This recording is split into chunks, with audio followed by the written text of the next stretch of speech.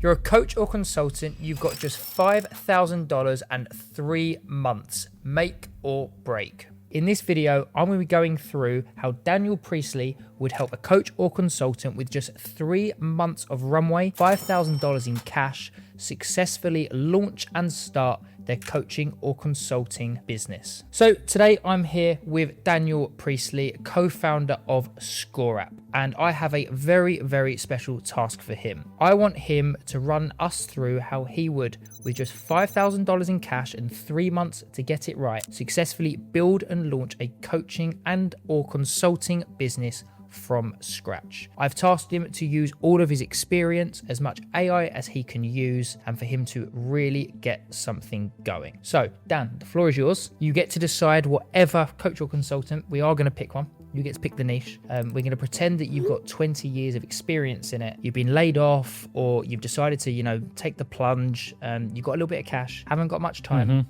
What is the plan?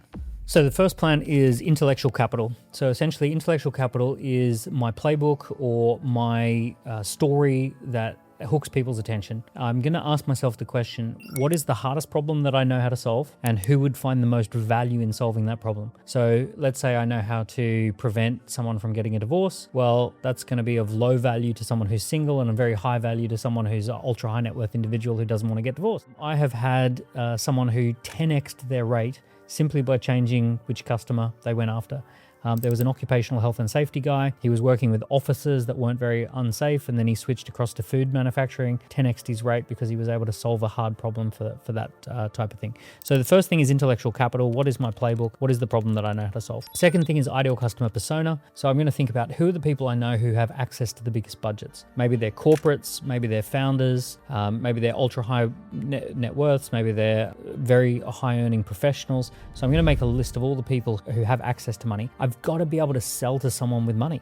I see people all the time who start a business for students, or they start a business for people who are, doing it tough financially. The key thing that I'm going to do is I'm going to make appointments with anyone I can get in front of who I know has either a budget or disposable income. And I ask with a lot of curiosity, is there any particular problem that you're trying to solve? Is there anything that at a senior level at your organization is a very high value problem that you wish you had time, energy, expertise to go away and solve it? So the first thing you're looking to do before you start building your product, you actually want to go and find your ICP, and you're trying to test what is their problem. Yeah, I'm going to have 20 to 30 sales meetings. I'm going to have my intellectual capital, which is I'm going to arm myself to be directionally correct with the types of problems I can solve, but I'm only going to be directionally correct. And then I'm going to get out there and talk to people and ask them. And so let's say, for example, I know how to help people to deliver a talk on stage, confident speaking. Go to my friends who work in corporate and just say, hey, look, I'm considering launching a business where I work with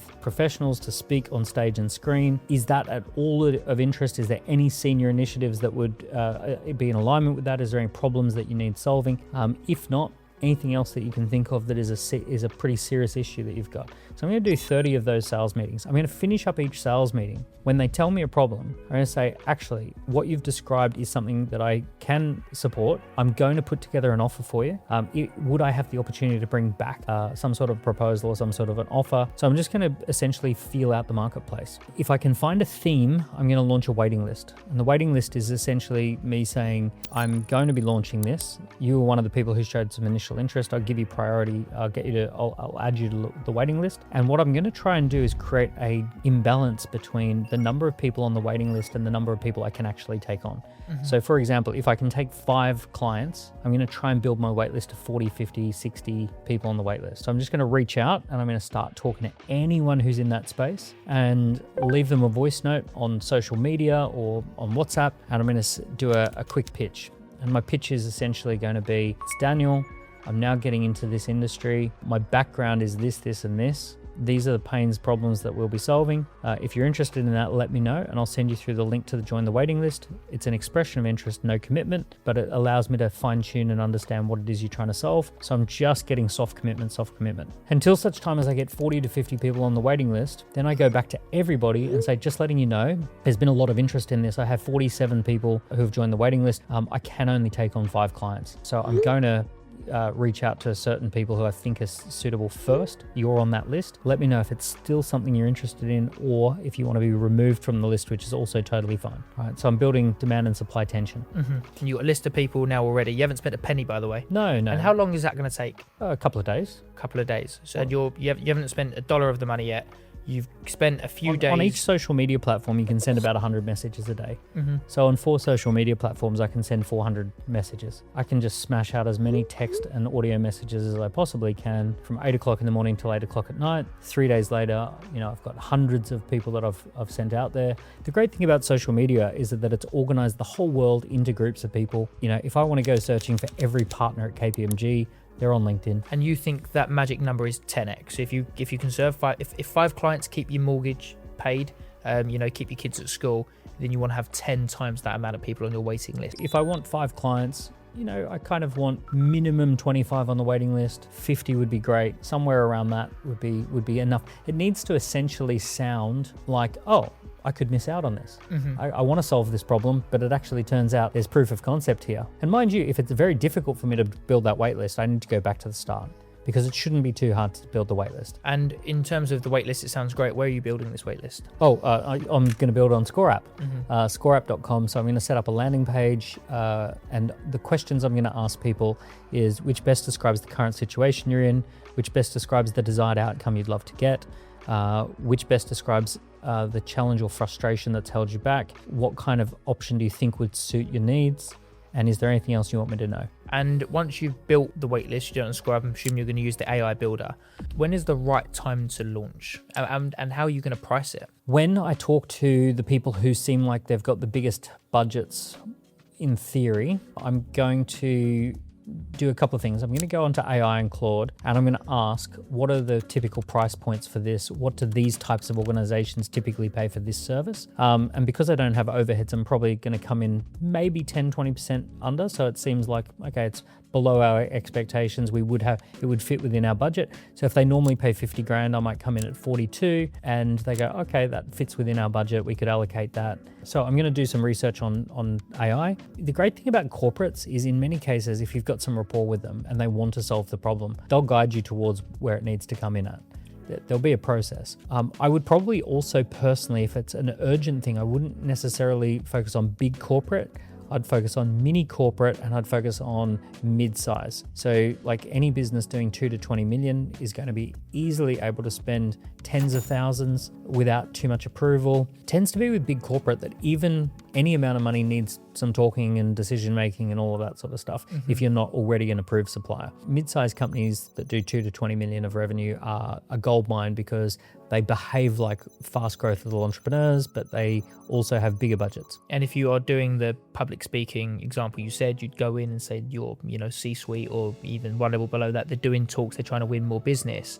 What can my business do? What it does, it actually helps them become better at it. You're going to close more deals and things like that. Hi guys, hope you are enjoying the video. Sorry to interrupt. It's just that we have a new product, a new service that we are trialing. Now, depending on when you see this video, there's going to be a link down below. It might be to the waitlist, it might be to the real thing. We are trialing a new product where we guarantee 100 qualified prospects. We've built thousands of these funnels. We have had hundreds of different customers, and we know what works, and more importantly, we know how to generate qualified prospects. Therefore, we are removing all of the risk. What we're going to do is we're going to go ahead, if you're a good fit and if it works for us, we're going to go ahead and build you the funnel to get 100 qualified prospects, and if you don't, we will refund you the difference. Now, obviously it's a big risk for us, but we know we've been doing this a long time, and more importantly, we know how to build the funnels to get qualified prospects. We're officially putting our money where our mouths are, and if you click the link below, it's going to run you to a video where it's going to explain a little bit more about the product, about the offer, and whether it will be a good fit for you. I hope you enjoy the rest of the video.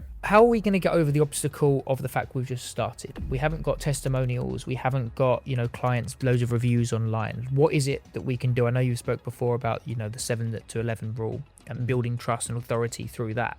How are we going to be able to build trust without reviews? Any risk reversal should work. So for example, you can essentially say there's a period of time where if it's not living up to expectations, we cancel there, and either all or part of the invoice is cancelled along with it.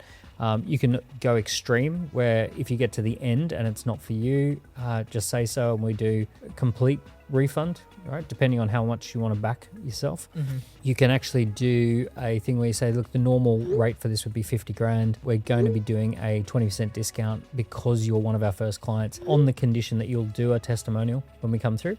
We can also spend extra time in the trust building phase. So probably one of the things I would do for most organizations is I would get an online assessment or an assessment that actually assesses the problem in detail and collects bespoke data, and then we actually benchmark the payments against how much we improve things.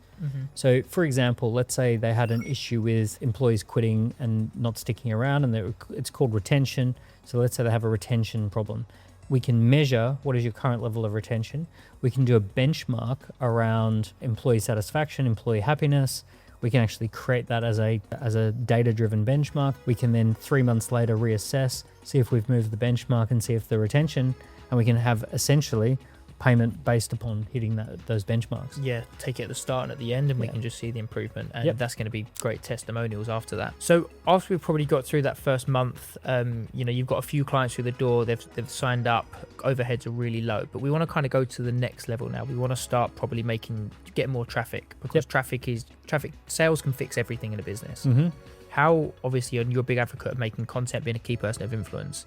How would you recommend they even get started? They don't know how to edit. They don't know what to make. So the strategy is short form, long form, lead form. So a short form is just a daily post, and it doesn't have to be video. It can be a daily text post or image post. You take something like LinkedIn, every single day posting on LinkedIn. I like to do 3/4 content, 1/4 call to action. And the call to action can just be some long form piece of content. So what I would do for long form is, especially starting out, register for a live webinar, register for the live webinar replay, either get the replay or join live, or an extended explainer video where I'm going to actually take you through an explainer video and send you straight over to that.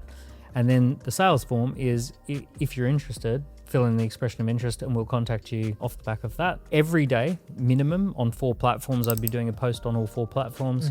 All of that would lead back to a long form piece of content. That long form piece of content gets people to signal interest, and I just hammer that non-stop for years. I think it's crazy to think how, obviously, you speak quite openly about when you started doing adverts in the newspaper to a nightclub, was it, I believe? Yeah, well, let me give you another example that's more recent, which is during COVID, when everyone was on lockdown, I was basically launching Score app early days. And I had been going out and talking to people, and we had been running live events at a members club and doing all sorts of stuff out in the world. Suddenly we couldn't. And this social media network popped up called Clubhouse. And Clubhouse basically became a popular audio. And I just went, oh, wow. So wait a sec, this thing gives you a free audience every single day. So every single day for 100 days in a row, I went live on Clubhouse and I did a lead generation room. And I basically did a presentation on what we're doing at Score App, followed by Q&A from the audience. I did an hour lead generation room. On average, I got about 80 people a day, and we signed up a ton of clients. And people would then turn around and go, that sounds so unscalable, but you've got to do the unscalable things first so that you can then get to where you can. You can go live on Instagram every day. You can go live on X every day. People just don't want to do the stuff that actually works. And every single day, how many leads did I generate today? How many of those leads did I book into an appointment? How many appointments booked in and I delivered a presentation where I presented my value? And how many did I handle their objections and make a sale? And I had 4 shoeboxes in the hallway, and there was leads, appointments, presentations, and sales. My first CRM system was bits of paper, and all the leads would go in that shoebox, and then we'd call through those leads. When we booked an appointment, we would put them in the next shoebox, and if they wouldn't book an appointment, we'd screw it up and throw it in the bin. And from the appointments, we would then go to the presentation, and our presentation notes were on the back, and then we'd handle it and make the sale. There was a 2-bedroom place. 1 bedroom was my office, the other bedroom was Glenn's office, and the hallway in between. And we just had this shoebox system in the middle, and we made $1.3 million that year. And that was 25 years ago when 1.3 was a lot. 400,000 a profit. It was just leads, appointments, presentations, sales. And even to this day, for most businesses I touch, we just have a Laps dashboard. So if we're building the business, you've got your workstation. Above it, we're going to have our laps. We're going to fill it in, even if it's digital. We're then going to physically write it in, Yep. because every time we're sitting there, we can look at it. We I can want look it at to the slap me in the numbers, face. every single day. And then I think the final point here is, how are we going to structure our day? Because a lot of people said you need to spend, obviously, sometimes marketing, sometimes delivering. And I can only tell you the truth. I can't tell you what other people would do. I can just only tell you what I would do, which is, as soon as I've got proof of concept, I'm hiring people. Every business I've ever done, I've done it with friends. I've done it with people who've started, not necessarily co-founders, but I've roped people in. And I've always done deals like, at the end of the month, we'll pay bonuses, but we can't pay anything else other than a percentage of sales. We'll pay commissions. Or I've done stuff like, we'll pay everyone like at the end of month 3, but you'll get 3 months worth of pay at the end of month.